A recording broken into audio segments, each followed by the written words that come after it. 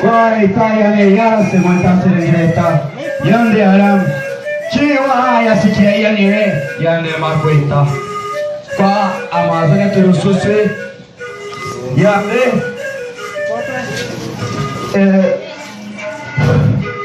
kwa Amazônia turususi yande mirishinga ma yande yara yande ikewara chia suya mano yande yira chia suya mano chia suya mano yira chia suya mano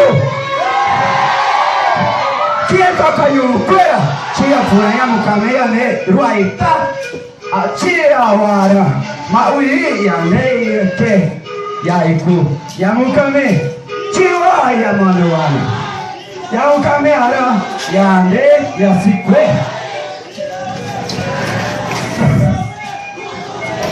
Tau sakana ne yane rapuita ma yane kushimaware tau shaikia iwakaita ma ye samaon ma yoikaita yawe yawe sa yasengi yamunya yawe indawe indawe indawe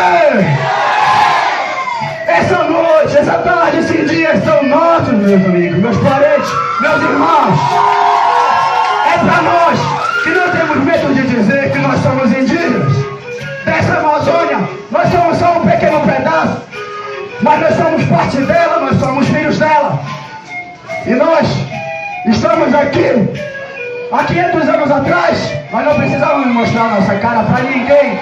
Mas se hoje nós estamos aqui reunidos, é para mostrar que nós não morremos. É para mostrar que nós estamos vivos. E se eles arrancaram as nossas raízes, estamos sacando ela na puita.